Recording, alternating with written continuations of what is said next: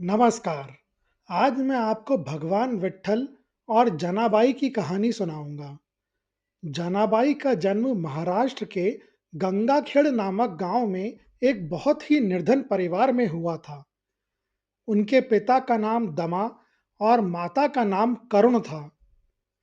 वे दोनों भगवान विट्ठल के परम भक्त थे। जब जनाबाई बहुत छोटी थीं, उनके माता-पिता उन्हें पंढरपुर की यात्रा पर ले गए।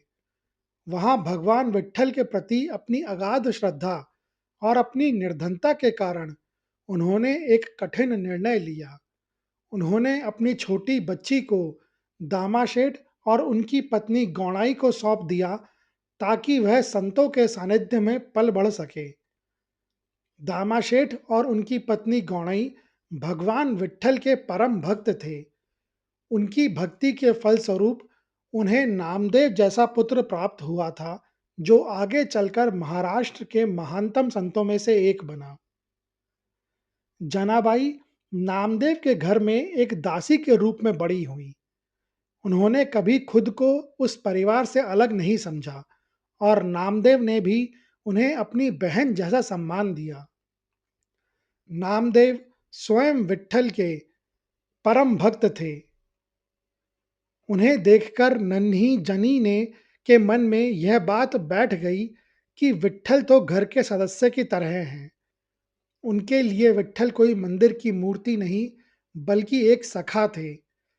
वे स्वयं को नाम याची जनी अर्थात नामदेव की जनी मानकर यह सोचती थीं कि वे जो भी सेवा कर रही हैं, वह उनके भाई तथा गुरु नामदेव के माध्यम से सीधे भगवान विट्ठल के चरणों में पहुंच रही है। समय बीतता गया। जनाबाई अब वृद्ध हो चली थी। शरीर साथ नहीं देता था, हड्डियां कमजोर हो गई थीं।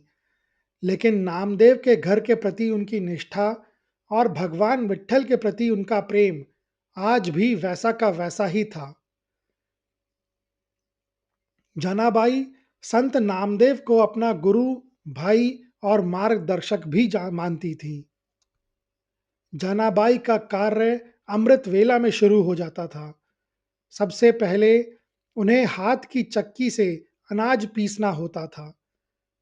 भारी पत्थर की चक्की चलाना शारीरिक रूप से बहुत थका देने वाला होता था। उसके बाद वे गाय के गोबर से उपले बनाती थी। फिर दिन भर घर के बाकी सारे काम धाम करती थी। जनाबाई जब चक्की के भारी पाट को घुमाना शुरू करती थी, तो वह काम उन्हें बोझ नहीं लगता था। जैसे जैसे चक्की घूमती, उससे निकलने वाली घुरघुर की आवाज को जनाबाई ने एक संगीत में बदल दिया था। वे उस लय के साथ अपने अभंग अर्थात भजन गाना शुरू करती। उठो पाडुरंग भोर भई है, मेरे सांवले सखा अब जागो। अचरज की बात है कि जब वे एकाग्र होकर चक्की पीसती, तो धीरे धीरे चक्की के घूमने की आवाज और उनके गीतों की लय एक हो जाती। आसपास के लोगों को चक्की से आवाज आती थी, जैसे कोई पत्थर नहीं, बल्कि कोई जीवंत हृदय धड़क रहा हो। एक रात जनाबाई का स्वास्थ्य ठीक नहीं था और वे बहुत थकी हुई थीं। फिर भी वे अपने कर्तव्य और नामदेव के प्रति अपनी निष्ठा के कारण अनाज पीसने के लिए बहुत जल्द ही सुबह उठी। मुंह अंधेरे जब वे चक्की पीसने उठी, तो उनके हाथों में कंपन हो रहा था। उन्होंने चक्की का पत्थर घुमाने का प्रयास किया, लेकिन वह हिला तक नहीं। जनाबाई की आंखों में आंसू आ गए। उन्होंने दीवार की ओर देखकर उल्हाना दिया, अरे विट्ठला, क्या तुझे तरस नहीं आता? मैं बूढ़ी हो गई हूं, पर तेरा यह पत्थर आज भी उतना ही भारी है। क्या तू केवल मंदिर में पत्थर बनकर बैठा रहेगा? क्या अपनी इस सखी का हाथ नहीं बटाएगा? अचानक जनाबाई की कुटिया में एक अलौकिक सुगंध फैल गई। एक सांवला सा गेहुआ रंग का बालक जिसके कानों में मछली के आकार के कुंडल चमक रहे थे, चुपके से पीछे से आया और चक्की का हत्था पकड़ लिया। जनाबाई चौंक गई। तू कौन है बालक, और आधी रात को यहाँ क्या कर रहा है? भगवान विट्ठल ने बड़ी मासूमियत से उत्तर दिया, माई, मैं विट्ठल हूं। तूने ही तो पुकारा था। क्या मैं हाथ नहीं बटाऊंगा? तू थक गई है, अब तू विश्राम कर। तू बस गाती रहे और मैं तेरे सुरों की लय पर यह चक्की घुमाऊंगा। वह दृश्य अद्भुत था। जिस चक्की को चलाने में जनाबाई को घंटे लगते थे, वह भगवान विट्ठल के स्पर्श से पंख की तरह हल्की हो गई। लेकिन भगवान वहीं नहीं रुके। उन्होंने देखा कि सुबह के लिए कंडे अर्थात उपले बनाने का काम भी बाकी है।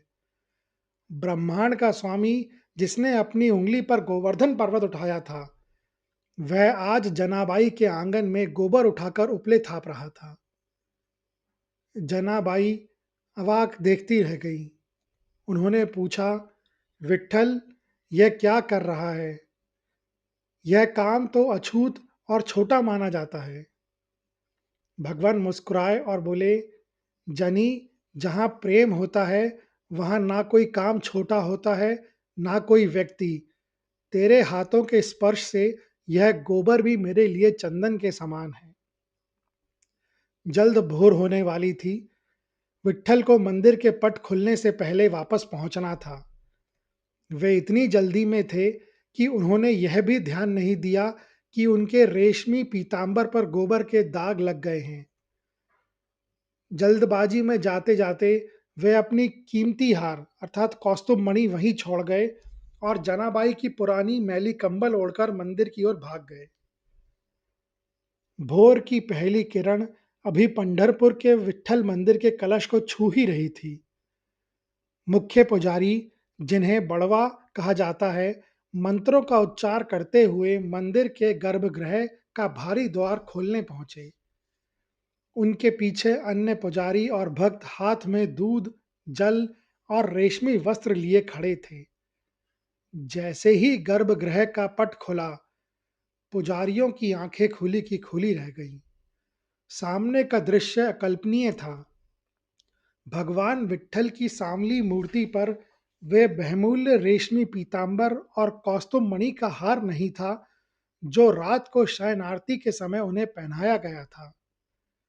भगवान के कंधों पर एक पुरानी मैली और जगह जगह से फटी कांबली अर्थात कंबल लिपटी हुई थी।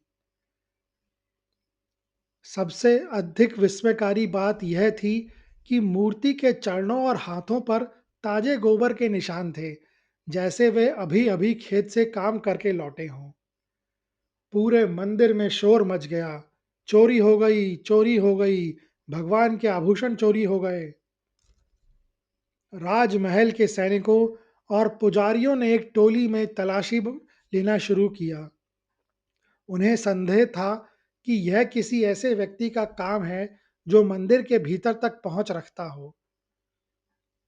जब वे संत नामदेव के घर के पिछवाड़े स्थित जनाबाई की छोटी सी कुटिया में पहुंचे, तो उनकी आंखें फटी की फटी रह गईं।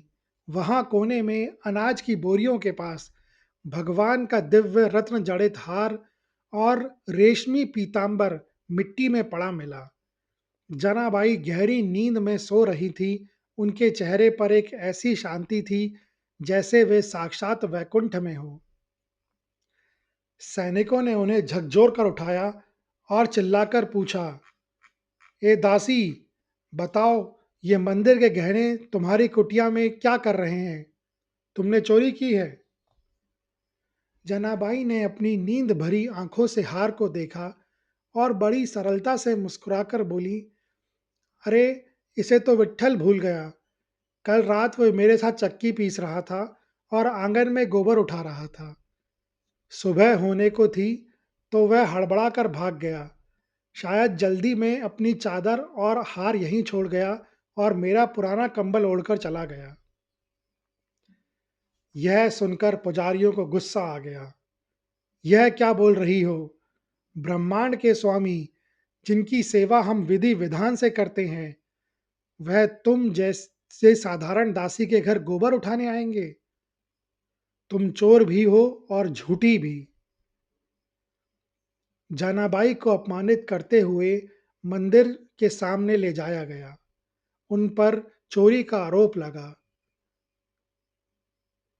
जनाबाई ने केवल विट्ठल की मूर्ति की ओर देखा और शांत स्वर में कहा, विट्ठला, अब तू ही बता, क्या मैंने चोरी की है या तूने मेरा कंबल चुराया है? तभी एक चमत्कार हुआ। मंदिर के भीतर से एक गूंज उठी और मूर्ति पर लिपटा हुआ पुराना कंबल अपने आप नीचे गिर गया। जैसे ही वह कंबल गिरा, पुजारियों ने देखा कि भगवान की पीठ पर कोड़ों के निशान उभर आए थे। वही कोड़े जो सैनिकों ने जनाबाई को डराने के लिए चलाए थे। पूरा पंढरपुर गूंज उठा। लोगों को समझ आ गया कि जनाबाई अपराधी नहीं, बल्कि वह अनन्य भक्त हैं जिनके लिए भगवान ने चोर बनना भी स्वीकार कर लिया। पुजारियों का अहंकार मिट्टी में मिल गया और वे जनाबाई के चरणों में गिर पड़े। परंतु पुजारियों ने तो जनाबाई को छोड़ दिया, लेकिन समाज के कुछ संदेही लोग अब भी कह रहे थे कि जनाबाई के पास भगवान के आभूषण मिले हैं तो वह अपराधी ही है। संत नामदेव के घर में बहुत से लोग जमा हो गए। जनाबाई ने कहा कि रात को विट्ठल ने उनके साथ मिलकर उपले भी बनाए थे। उन्होंने कहा कि मेरे बनाए हुए उपले बाकी सब उपलों से अलग हैं। जब पुजारियों और सैनिकों ने संदेह जताया, तो जनाबाई ने एक-एक उपला उठाया और पुजारियों के कान के पास लगाया। जैसे ही पुजारियों ने सूखे हुए उपले को अपने कान में लगाया, उसके भीतर से साफ सुनाई दे रहा था, विट्ठल, विट्ठल, विट्ठल। जनाबाई ने जितने भी उपले उस रात विट्ठल के साथ मिलकर बनाए थे, उन सब में से वही दिव्य ध्वनि निकल रही थी। यह देखकर पूरा जन समूह रो पड़ा। यह इस बात का अंतिम प्रमाण था कि साक्षात भगवान ने उन हाथों का स्पर्श किया है। इस घटना के बाद भगवान विट्ठल ने जनाबाई को वरदान दिया कि वे कभी भी उनसे दूर नहीं होंगे। कहा जाता है कि उसके बाद से जनाबाई जब भी चक्की चलाती, विट्ठल अदृश्य रूप में उनके साथ होते थे। जनाबाई ने अपने अंतिम समय तक पंढरपुर में रहकर हजारों अभंग अर्थात भजन लिखे, जो आज भी महाराष्ट्र के घर घर में गाए जाते हैं। यह कहानी इस बात की पुष्टि है कि ईश्वर किसी मंदिर की चार दीवारी में कैद नहीं है, वे हर उस जगह है जहां पसीना और प्रार्थना एक साथ मिलते हैं। यह कहानी सुनने के लिए धन्यवाद। अगर आपको यह कहानी अच्छी लगी हो, तो कृपया इस वीडियो को ज़्यादा से ज़्यादा लोगों के साथ शेयर करें, लाइक करें व चैनल को सब्सक्राइब करें। कमेंट्स बॉक्स में लिखें, जय जय विट्ठल, जय हरि विट्ठल।